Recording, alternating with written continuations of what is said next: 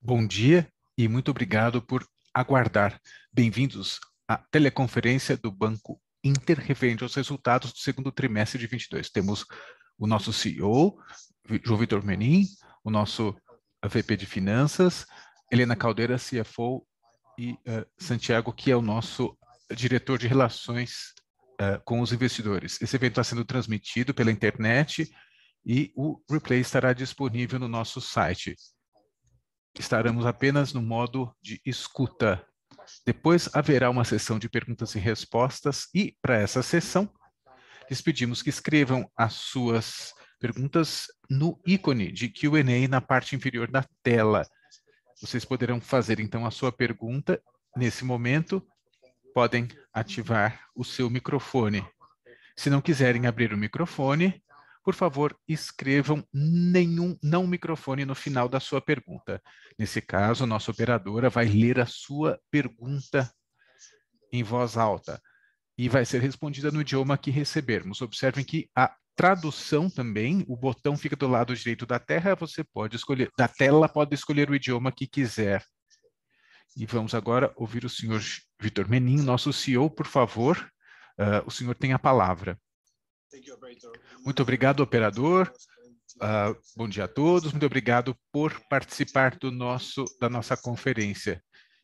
Gostaria de falar primeiro que é o nosso primeiro call como empresa cotada na Nasdaq. Temos um grande orgulho, né, de ter conseguido essa conquista.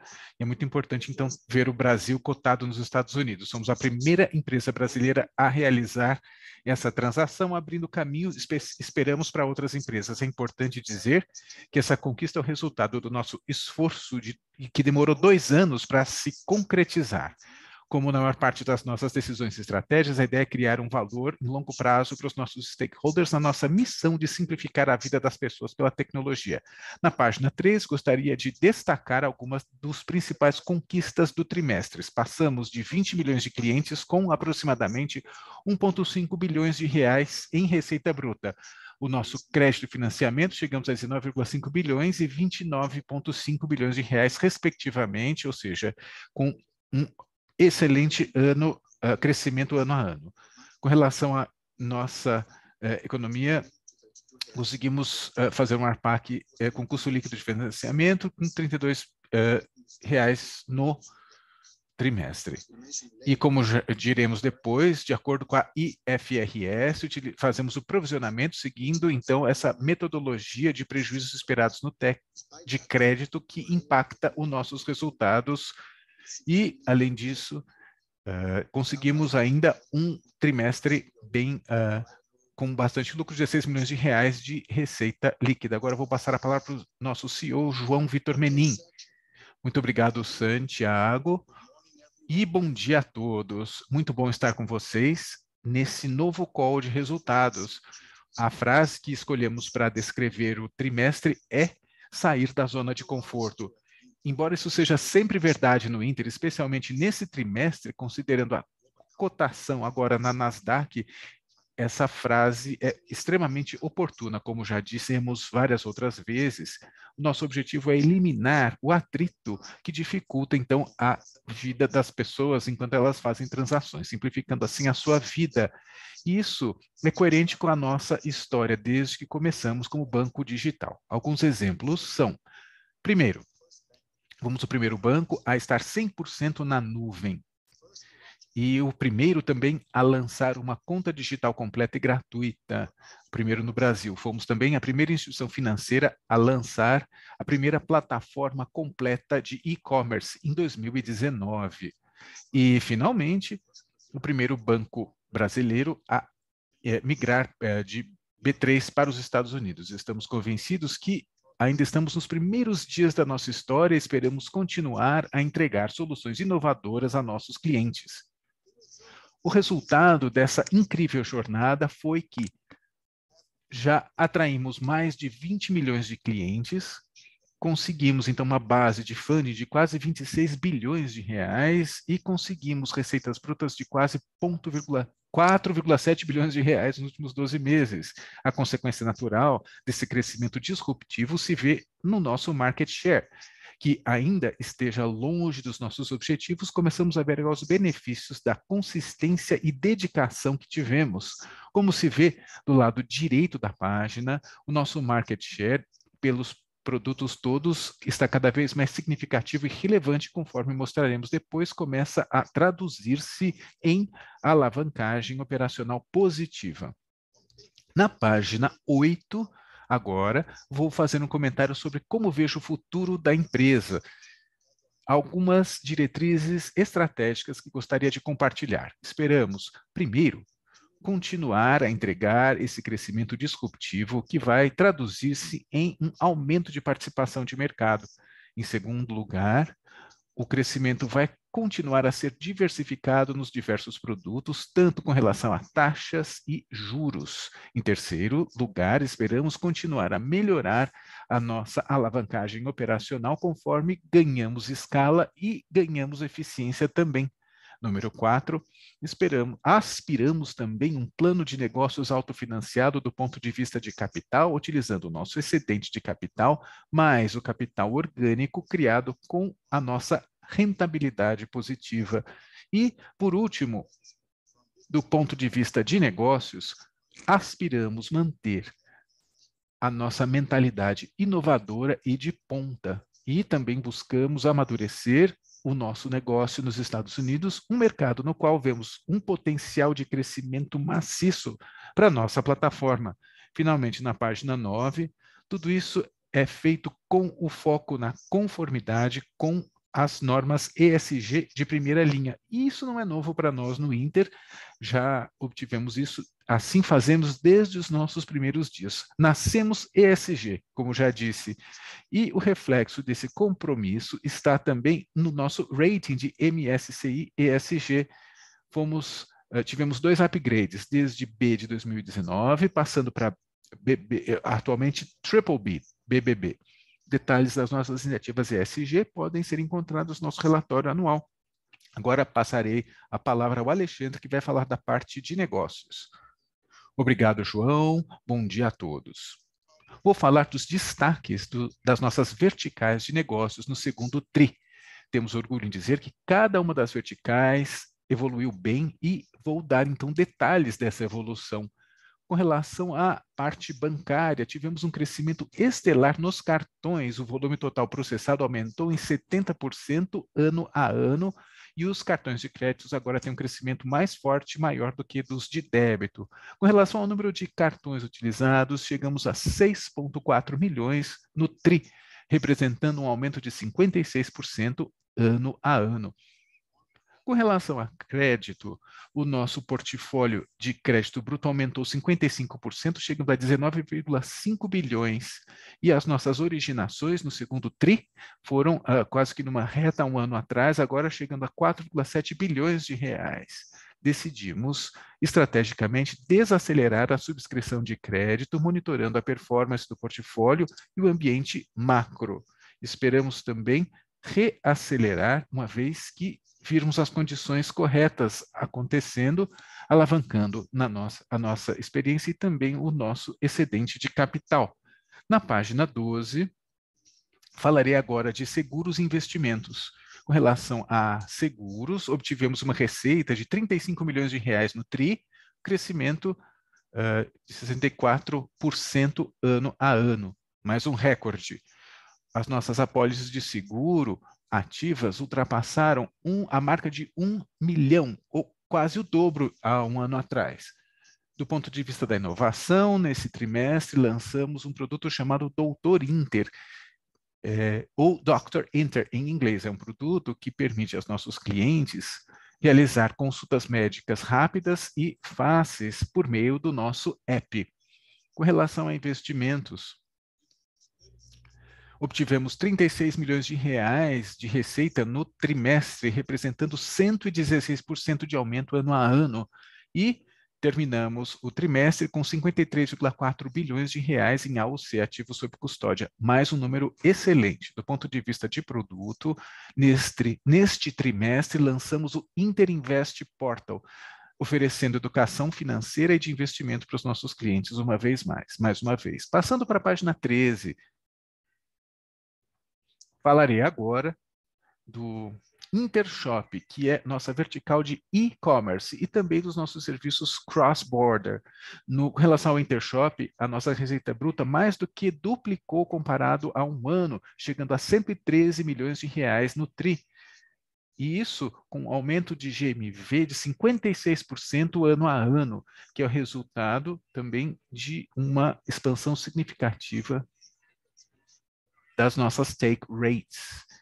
Em termos brutos, as take rates expandiram-se 11,4%, ou seja, uma expansão de 4,2 pontos percentuais. Do ponto de vista de cashback líquido, elas expandiram 3,6 pontos percentuais. Continuamos a expandir também a nossa rede de varejistas que vendem na nossa plataforma, terminando o trimestre com mais de 900 vendedores ativos. Com relação aos serviços de cross-border, terminamos o trimestre com mais de 141 contas globais ativas, com 383 milhões de dólares em volume, né, de volume transacionado. E estamos super animados com essa vertical, porque ela tem o potencial de se tornar muito especial e bastante distinta. Vemos que os imigrantes nos Estados Unidos são muito mal atendidos, com cobranças em excesso, muito semelhante aos nossos clientes no Brasil, quando iniciamos o nosso serviço digital. E vemos, então, o nosso super app como um produto bastante forte, que vai simplificar as necessidades de transação bancária desses clientes, simplificando assim a sua vida. Além disso, também foi encorajador ver o sucesso inicial da nossa conta global utilizada pelos nossos clientes brasileiros que usam essa conta para viajar e também investir no estrangeiro. Com isso, passarei a palavra a Helena, nossa CFO, que vai falar agora da parte financeira. Obrigado, Alexandre. Passando agora para a página 16. Aqui vemos que o nosso crédito bruto, né, o portfólio, chegou a 19,5 bilhões de reais. Isso representa uma expansão de 56% ano a ano. Na base trimestral, houve também um crescimento deliberadamente menor, porque reduzimos nosso modelo de subscrição. Como disse o Alexandre, esperamos que essa desaceleração seja temporária e vamos reacelerar até o início do próximo ano. Vale destacar também que, ao longo do tempo, de forma consistente, o nosso mix de crédito continua diversificado em diversos produtos, diminuindo o risco de concentração. Passando para a página 17, a qualidade dos nossos ativos permanece forte. Começando à esquerda, vemos que, com relação ao portfólio de crédito total, 73% dele permanece colateralizado. Isso por ativos reais, faturas ou folha de pagamento. Na parte central da página, o nosso índice de cobertura mostra também uma tendência saudável, né, de 129%.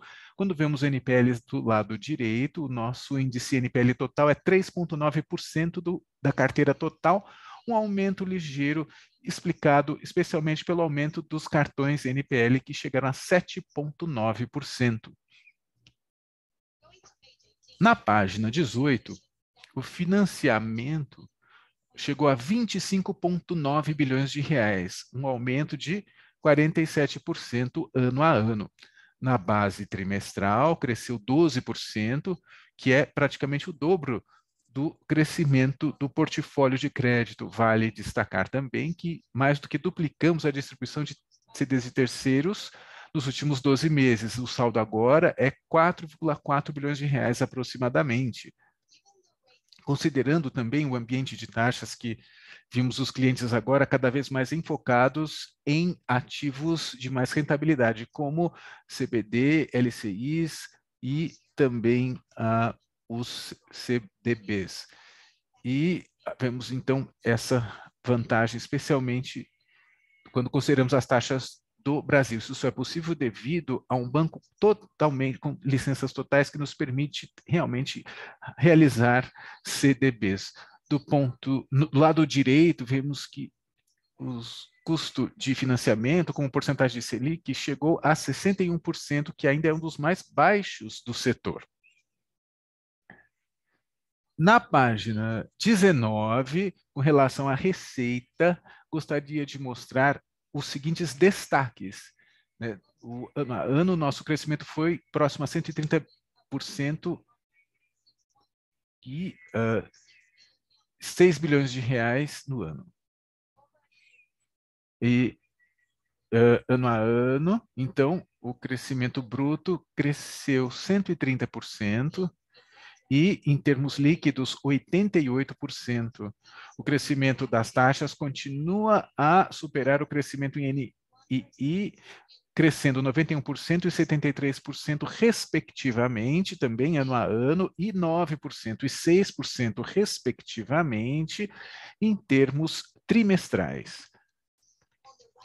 Do lado direito, nos gráficos, se vê como que a nossa stream de receita continua a ser altamente diversificada.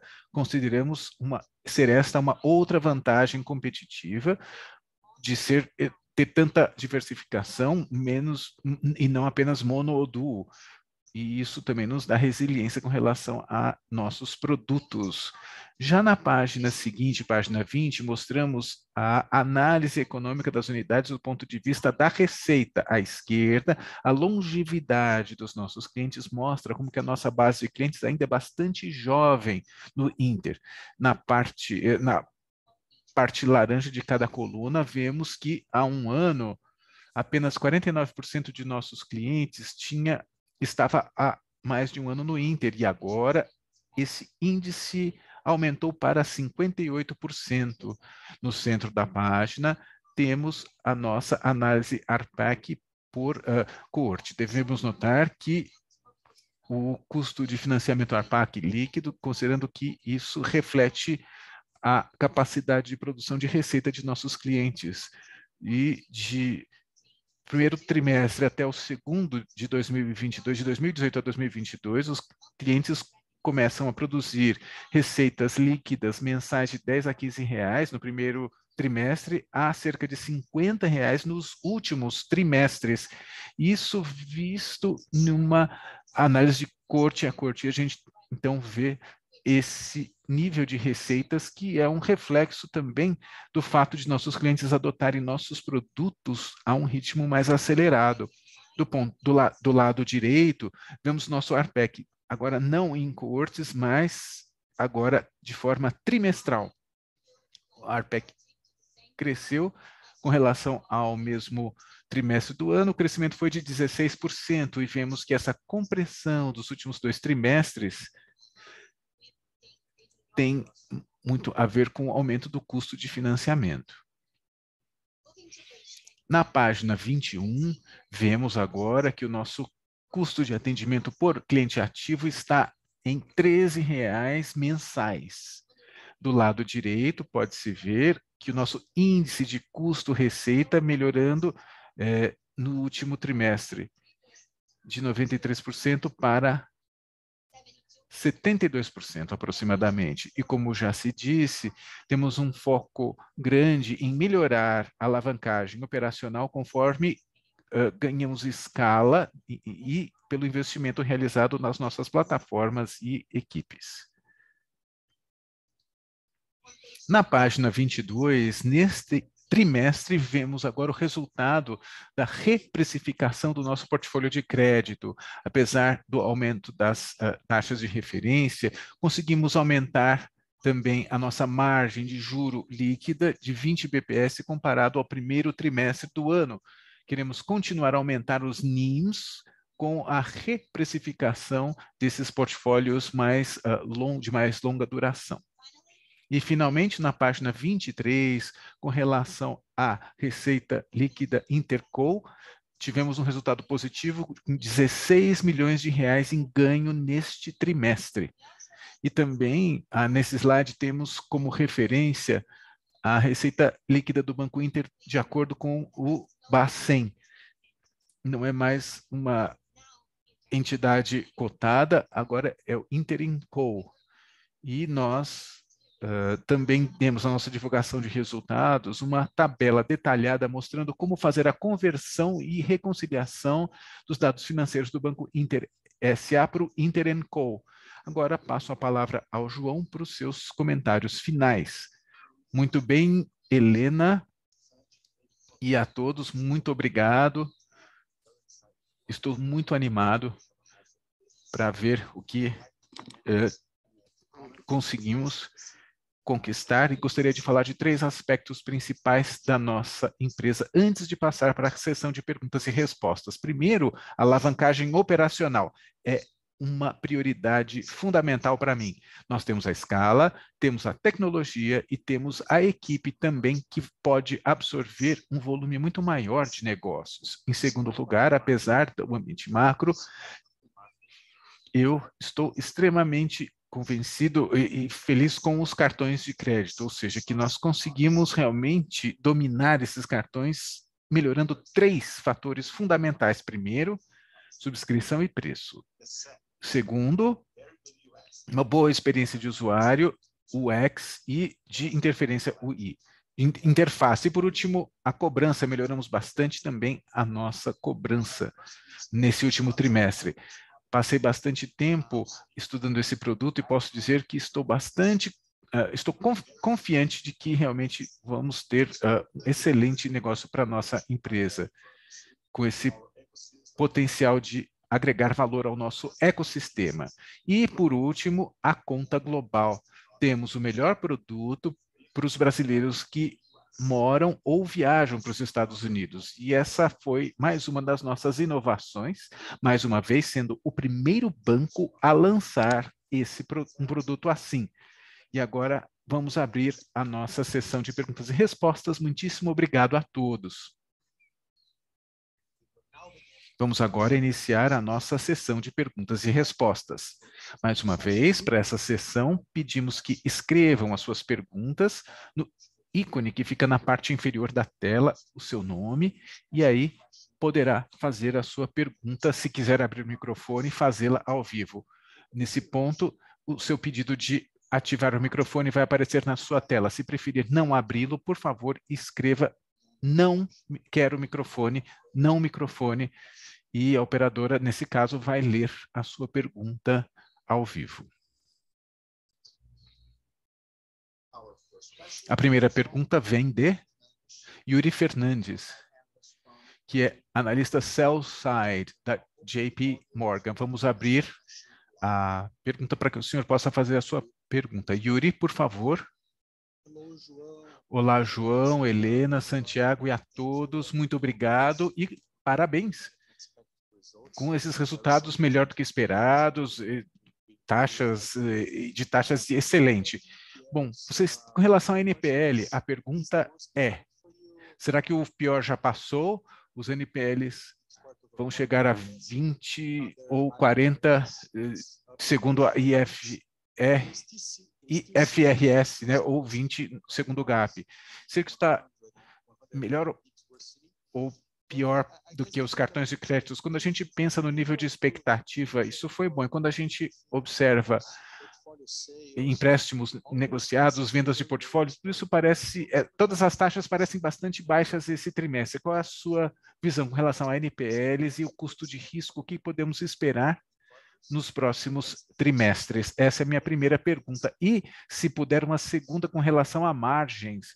Ouvimos bastante conversas sobre a reprecificação dos empréstimos e vimos também a reprecificação dos seus cartões de créditos, empréstimos pessoais. A pergunta é, o que podemos esperar com relação aos NIMs, né, de agora em diante, na segunda metade, no segundo semestre e para 2023 também, e mais uma vez, parabéns. Yuri, aqui é o João Vitor, muito obrigado pela pergunta, vou cobrir a primeira e a Helena cobrirá a segunda. Você falou, né? Realmente acredito que o pior já ficou para trás, como você disse, com relação aos NPLs. É importante dizer ainda que, conforme a gente tem um portfólio bem colateralizado, isso é muito bom, mas com relação à questão de segurança, e a parte de cartões de crédito, não temos empréstimos pessoais, eu diria que você falou de 20 bips de aumento do NPL, mas em termos de crescimento ajustado, temos 6,5% de NPL.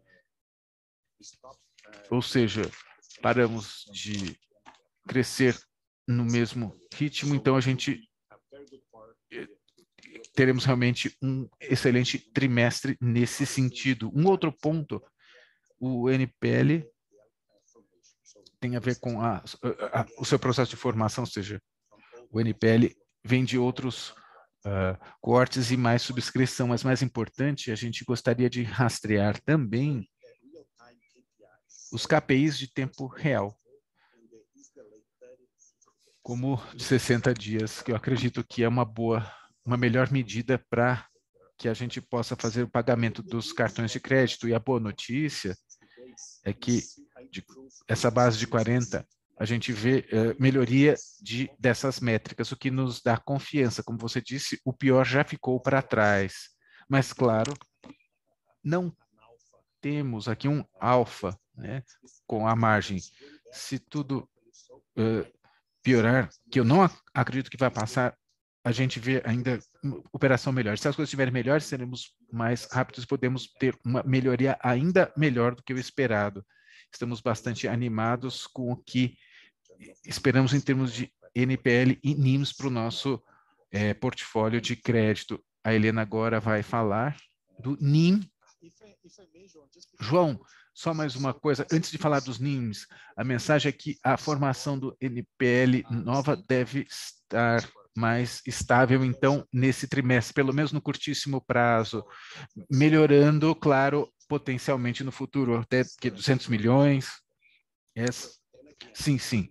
A boa notícia é que primeiro começa com default e depois 30 e 60 dias, que mede a capacidade dos clientes atuais de pagar os nossos cartões de crédito, né, os seus saldos. Isso com relação ao que se viu em julho e agosto, certo?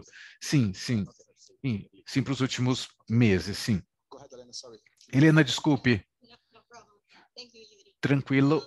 Yuri, com relação a margens, como você já disse, estamos fazendo a reprecificação do nosso long book e também os cartões de crédito, conforme mencionado. Aumentamos as taxas, a taxa rotativa, por exemplo, no primeiro trimestre para 14,7% em julho. E veremos apenas o efeito desse aumento, desse último aumento, no crédito rotativo apenas no terceiro tri. Ou seja, esperamos que vamos continuar a ter crescimentos conforme reprecificamos, então, o nosso long book e a duração dos empréstimos de curto prazo, e esperamos também que o crédito imobiliário e de folha de pagamento, talvez, ou consignado, demore um pouco mais, mas vai acontecer conforme aumentamos também as suas respectivas taxas. Com relação ao ano que vem, entendemos ainda que uma melhoria do cenário macro, a diminuição da inflação no segundo semestre, aí o mercado estará pronto para o aumento das taxas de juro a partir do ano que vem, e isso será bastante positivo também para 2023, claro. E essas são as nossas perspectivas, ou seja, uma melhoria geral de agora em diante. Muito obrigado, Helena e João. Obrigado pela sua pergunta. A próxima vem de Pedro Leduc, analista sell-side do Itaú BBA. Vamos abrir agora o microfone para que possa fazer a sua pergunta. Muito obrigado, mais uma vez, por aceitar a minha pergunta. Em primeiro lugar, fazendo um follow-up da questão do cartão de crédito, você disse que o pior já ficou para trás, mas quais foram as lições aprendidas? E uma vez que estão mais confortáveis no com esse final desse processo, talvez em 2023, como que vocês vão lidar com essa situação, novos modelos, segmentação, abordagem dos clientes com um alvo mais restrito? Quais foram as lições aprendidas com esse processo de crédito e como vão trabalhar com a expansão no ano que vem? Bom, Leduc, muito obrigado pela sua pergunta, em primeiro lugar. A gente gosta muito do nosso negócio de cartão de créditos. É importante enfatizar isso, é um portfólio importante para nós, para aumentar o engajamento dos nossos clientes, é importante para os nossos negócios. E quando temos esse evento essa dificuldade que vivemos no mercado, a gente precisa, claro, ter mais cautela na hora de trabalhar com os nossos negócios. Somos um banco disruptivo, ganhamos a nossa market share e rápido, agora chegou o momento de desacelerar um pouco.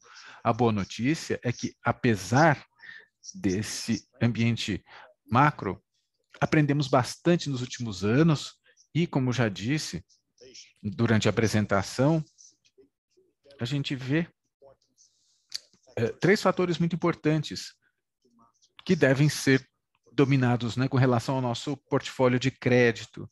Claro, a subscrição, os modelos, tudo isso é muito importante, mas também isso é algo que já fizemos há algum tempo e com a equipe correta, acredito que vamos conseguir também na nossa plataforma, podemos fazer uma subscrição muito boa desse produto. Em segundo lugar, é muito importante o UX e UI, né? Experiência e interface do usuário. Precisamos do churn correto, temos que ter uma forma boa para os clientes poderem pagar e renegociar os seus cartões, a conta dos seus cartões de crédito. É importante que isso funcione bem. E com relação à cobrança, aprendemos muito também em 2022. Configuramos um comitê especial para fazer a cobrança. Fazer a cobrança certa faz muita diferença no NPL, ou seja, acho que a empresa que teve melhores resultados em 2022. Estamos bastante confiantes com o nosso negócio de cartão de crédito. Quando percebemos que o mercado está bem, podemos continuar a crescer mais rápido do que nos últimos 6 meses. Esse que é o meu sentimento sobre esse produto específico de agora em diante. Muito obrigado, João Vitor. Mais uma questão estratégica de follow-up.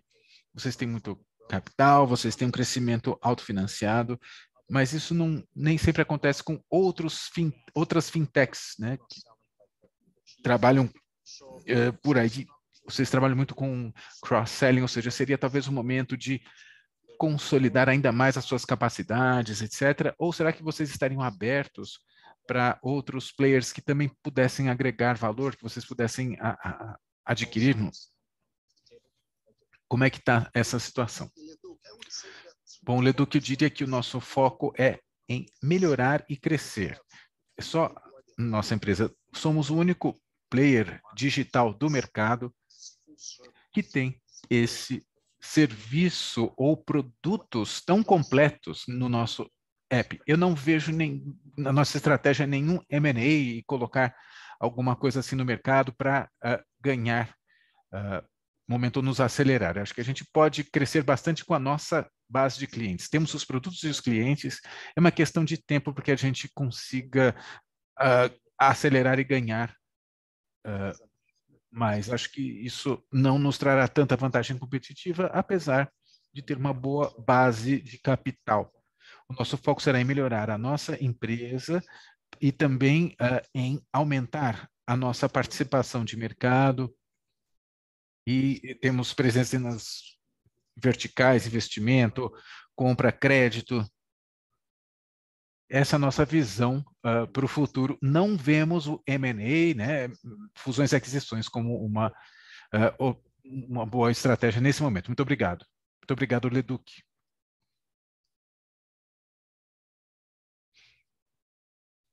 A próxima pergunta vem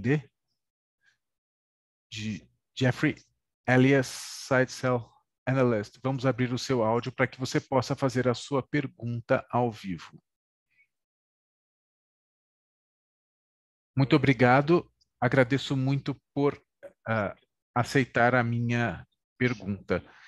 Com relação à pergunta, a gente viu tantas melhorias em relação a crescimento e também as take rates líquidas nos últimos trimestres. Mas o que está por trás disso, né? O que aconteceu com esse ambiente competitivo? Ele será que suavizou? Será que chegou o momento de conseguir uma take rate melhor? E quanto mais essa melhoria vai continuar? O que vocês acham que até que ponto esse crescimento e a take rate podem se alterar ainda mais no próximo trimestre? Jeffrey, aqui é o João Vitor. Eu adoro o Intershop, ele foi criado há muito pouco tempo, né? Quase um bebê, estamos super animados com a sua performance. Aprendemos muito, aprendemos a negociar com os estabelecimentos, diversificamos também os estabelecimentos comerciais, com 900 estabelecimentos diferentes, e além disso, quando começamos, tínhamos apenas os programas das afiliadas no nosso Intershop.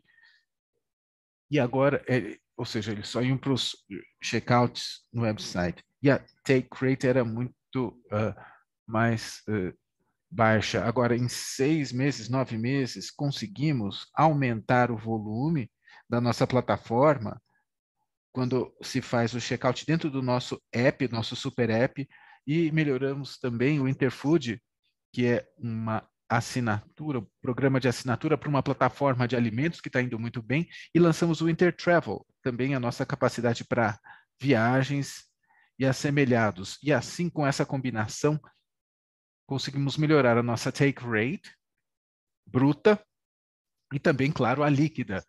Eu diria que cresceríamos mais do que talvez nos últimos 12 meses. Claro que há questões como a inflação, que atingiu os consumidores, e também os consumidores agora têm consumido mais serviços do que produtos.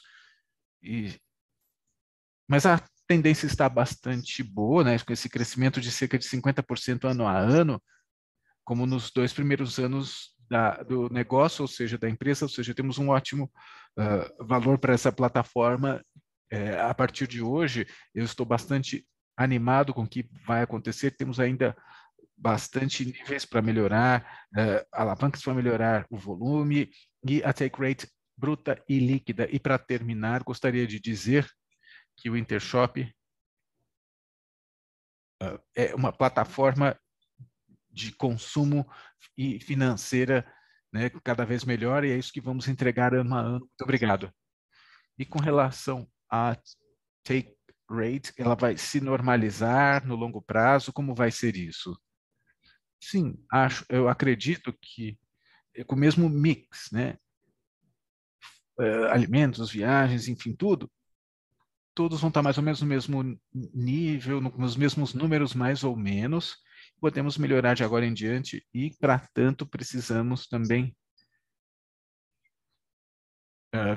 pensar em tudo isso. 100% das vendas serão end-to-end, né? E ou ponta a ponta, e podemos, então, melhorar nossa take rate ainda mais. Eu não acho que é algo que veremos aumentar tanto assim nos próximos 2 trimestres. É mais uma questão de médio prazo, mas 100% das vendas estão dentro do app e a gente pode ter um pouco mais de take rate dos estabelecimentos. Muito obrigado.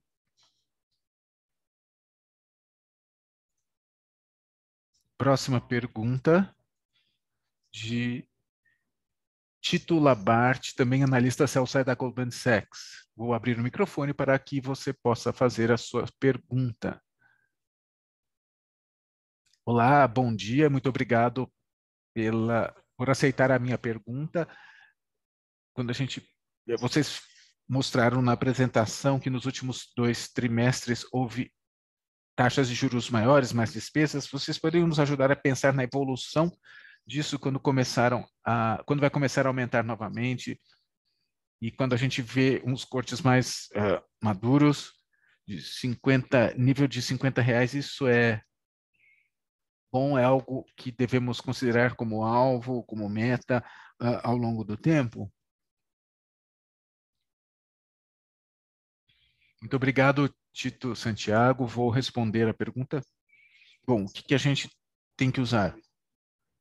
O que a gente viu historicamente no mercado e as cortes, todos com relação a custo de financiamento é líquido, na verdade. A gente pensa nessa análise e coleta de dados do campo. Temos uma métrica melhor, então, para analisar a capacidade para os nossos clientes, a capacidade da rede. E o principal motivo tem a ver com o custo líquido de financiamento. E nos 2 trimestres a gente viu, na base bruta, a gente viu uma expansão de R$ 45 por trimestre. E assim, do ponto de vista de corte, que é o último dado que trazemos para essa conferência, a gente vê também um crescimento e o impacto do custo de financiamento. Acreditamos que R$ 50 que vemos nessa análise de corte é o mínimo que esperamos, e há uma série de produtos que lançamos recentemente, que estão em processo de amadurecimento. E quando pensamos também o que há espaço para crescimento significativo. A aspiração de 50 por mês, que era o custo de financiamento. Muito obrigado, Santiago, muito claro. Mais um follow-up rápido. Quando a gente pensa no ambiente, quando que a gente vai chegar num ponto de inflexão, quando vai começar a crescer novamente? No ano que vem, nos próximos 2 trimestres? Eu diria que vai demorar alguns trimestres. Os mais recentes começaram com uma taxa maior com relação à taxa de receita, e esses cortes mais jovens, mais novos, vamos uma melhoria. E no ano que vem, acho que essa melhoria será ainda mais intensa quando a gente analisa todo o portfólio. Muito obrigado, bastante claro. Mais uma vez, obrigado. Perfeito. A próxima pergunta, Mário Pierre, Sell-Side Analyst, analista Sell-Side do Banco da Bank of America. Vamos abrir o seu microfone para fazer a sua pergunta. Mário, por favor. Bom dia a todos e, mais uma vez, parabéns pelos resultados do trimestre. Tem 2 perguntas. Primeiro, com relação ao engajamento de clientes. Vejo que vocês têm novos clientes, mas quando analisamos a porcentagem dos clientes, há uma diminuição. Eu que era 52% no trimestre, comparado a 58% há um ano. Eu entendo uma parte disso explicado porque vocês estão mais cautelosos na hora do crédito, mas existe mais alguma coisa que devemos nos preocupar, especialmente quando acrescentamos novos produtos na sua base, ou seja,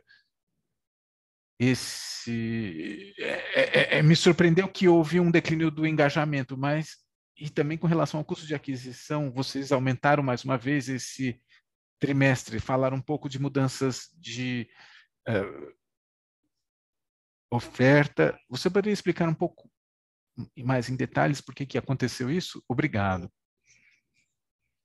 Mário, muito obrigado. Em primeiro, aqui é o João Vitor, muito obrigado. Com relação ao engajamento, não estamos tão preocupados com esses números de engajamento, não achamos que é uma tendência que vai diminuir. É importante entender que 50% dos clientes entraram há 12 meses, ou seja, a base de crescimento que vivemos nos últimos 12 meses foi realmente grande. Portanto, o engajamento realmente mudou. E demora um pouco para que a gente possa engajar os novos clientes. Eles precisam receber os seus próprios cartões, receber o limite de crédito, como você disse. Assim, sempre que começamos a gente começa com um pouco mais de conservadorismo, diminui um pouco esse engajamento. E depois, quando aceleramos a nova adoção, também vai mudar os números. E quando a gente pensa numa ritmo menos acelerado, né? Crescemos muito em 2020 e 2021, e agora a gente tem 60% a 65% de taxa de ativação. Nosso crescimento agora ficou um pouco mais desacelerado, por assim dizer, mas a gente fala de 6%, queremos voltar a 64% de ativação, ou seja, dando mais limites de crédito, como já disse, isso ajuda na ativação e retenção, e podemos ter também um vento de cauda nesse sentido, né? E temos novos produtos, com a nova plataforma, a gente vai conseguir chegar a 60% ou 64% de taxa de ativação. Buscamos uma melhoria, mas não é uma preocupação que os números estejam como estão. Com relação ao CAC, tivemos um aumento operacional, dos custos operacionais, né, para enviar os cartões, comprar os próprios cartões também, mas não houve um aumento também das despesas de mercado.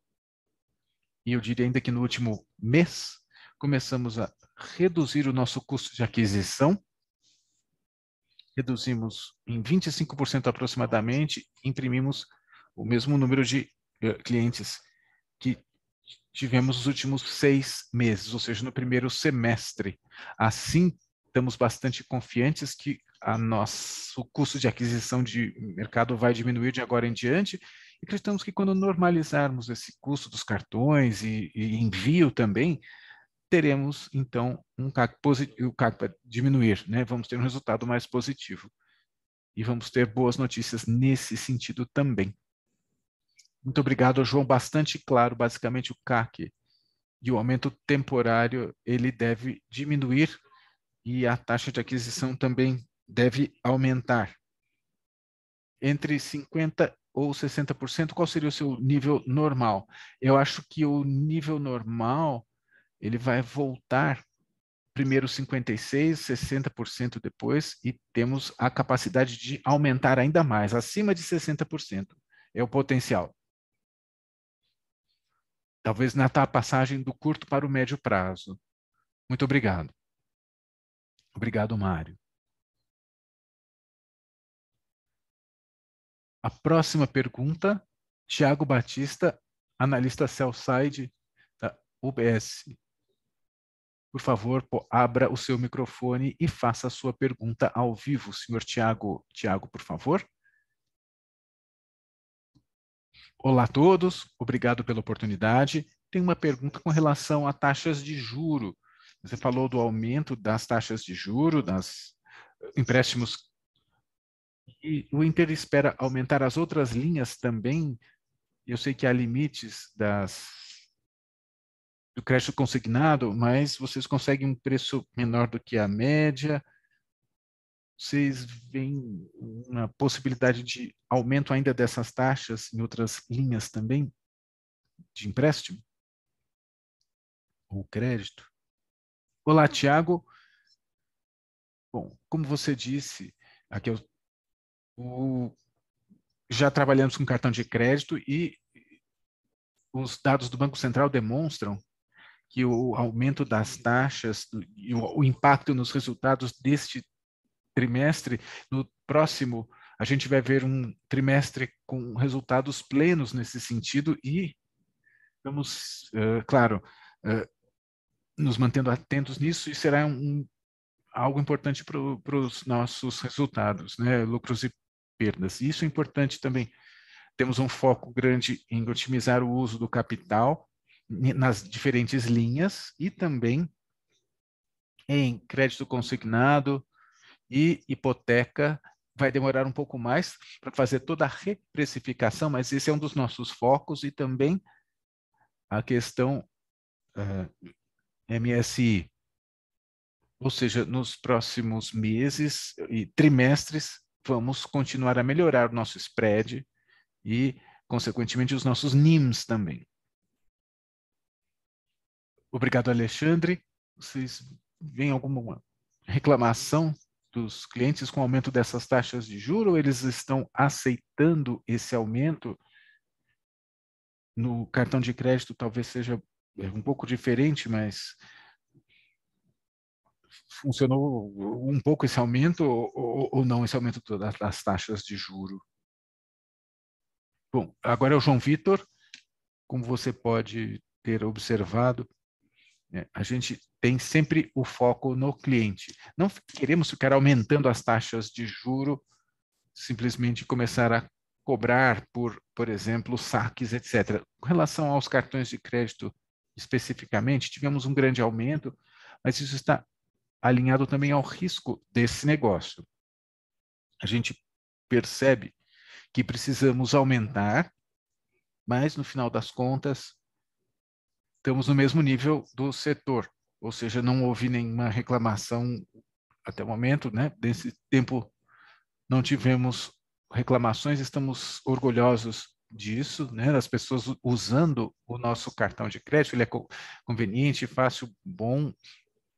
Assim conseguimos fazer a reprecificação, sim, e foi uma decisão inteligente e fizemos essa grande avaliação e importante, isso foi feito principalmente com o crédito rotativo e não aumentamos tanto nas parcelas, não tanto por quê? Porque acreditamos que não seria possível ter esse 13%, porque em 12% em 12 meses. Né? Então é por isso que a gente trabalhou assim com os cartões de crédito. Muito obrigado, João. Perfeito. Próxima pergunta vem agora de Mira Awala. Vamos abrir o microfone para fazer a sua pergunta, senhora Niha Agarwala. Olá, muito obrigado por aceitar a minha pergunta sobre os seus resultados. E com relação às originações que vêm nos próximos trimestres, né? Será que estarão mais estáveis e também será que veremos diminuição das taxas e o que a gente pode ver como razoável no próximo, de agora em diante? Muito obrigada. Muito obrigada, Niha. Aqui é o Alexandre. Com relação aos cartões de crédito, estamos bastante confortáveis. Como disse o João, né, como ele falou na primeira parte da conferência, trabalhamos com os produtos e observamos uma deterioração e conseguimos, então, colocar a nossa capacidade para trabalhar com os NPL, todos os indicadores, como o primeiro pagamento que o João falou, e conseguimos ver os resultados daquilo que fizemos internamente, traduzindo também em mudanças de resultado, de demonstrações financeiras, etc. Ou seja, conseguimos desde o início reduzir a porcentagem de aprovação dos limites de cartão de crédito que fazemos e obtivemos bons resultados também nos NPLs como resultado disso, né, desse trabalho com onboarding, ou seja, estamos com a mão no volante e estamos confortáveis para continuar crescendo e executando nesse produto.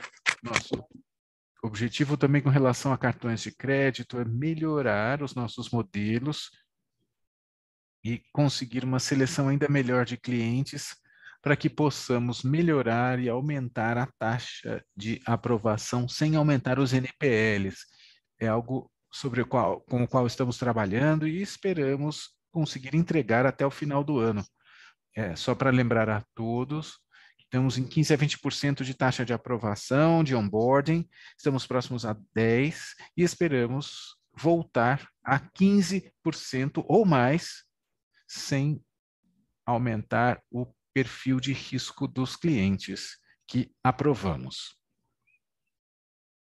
E com relação ao longo prazo, temos os níveis semelhantes ao que falamos no primeiro trimestre, né, no nível total do portfólio 50%. Obrigado, Nia. Mais uma pergunta. O que vocês têm feito para melhorar a sua capacidade de fazer a subscrição dos cartões de crédito? Que mudanças estão feitas aos seus modelos com pessoas do mercado? Que mudanças que podem levar a essa melhoria? Niha, muitas coisas diferentes, na verdade. Temos primeiro os modelos de crédito, que é o Felipe que cuida, né? Ele já trabalha bastante, tem melhorado bastante os modelos. Estamos trabalhando com novas variáveis e também novas pessoas agora trabalhando nas equipes, e ao combinar todos esses elementos, o modelo melhora e também, como temos mais dados, com a passagem do tempo, conseguimos também modelos mais ricos. É isso que a gente tem feito. E outro ponto importante é o foco nos clientes que já estão engajados no Inter. Temos muito sucesso com o aumento dos limites baseado em modelos de comportamento, né? Algo que a gente tem enfocado para manter e expandir também esse portfólio, né? Aumentá-lo constantemente. Muitíssimo obrigada.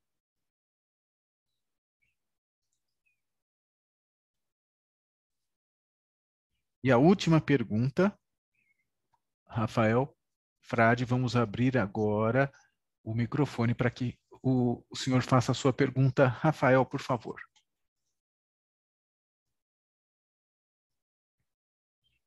Olá, bom dia a todos. A minha pergunta é: você pode dar um pouco dos que obtiveram no trimestre, as coberturas que estavam acima dos últimos trimestres? Poderiam dar mais detalhes a respeito? João Vitor, Rafael, você deve talvez se lembrar que a gente falou de taxas de juro, de cartões de crédito, subscrição, etc., né, os preços todos. O segundo ponto, né, coleta e também experiência do usuário, UX, e UI, interface com o usuário.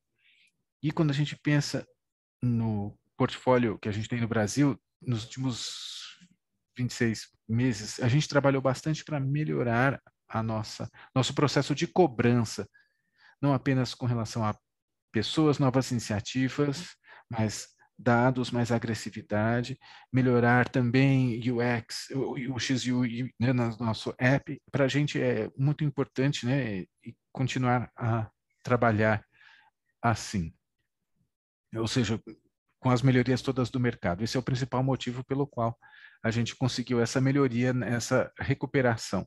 Esperamos, claro, tendências melhores no mercado para que haja mais liquidez no mercado logo, que venha do governo, e a gente fez a nossa lição de casa, né?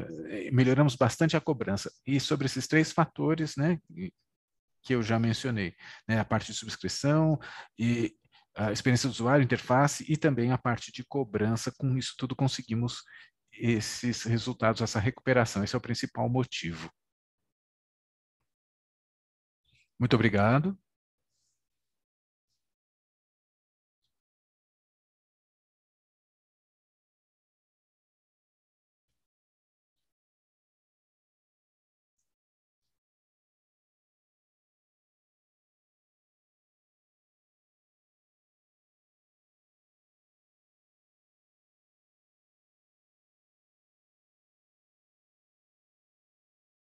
Temos aqui uma pergunta que que não foi feita sobre o microfone com relação a retorno sobre investimento, ROE. Bom, o que é que a gente vê em 2023? A gente vê melhorias. Isso se traduz em, claro, no na nossa bottom line e com relação à performance, ainda estamos longe do que queríamos, mas estamos melhorando também o retorno sobre o capital e do ponto de vista de capital também. Esse aumento de 33% e acreditamos que podemos resolver isso, trabalhar com isso nos próximos 5 anos.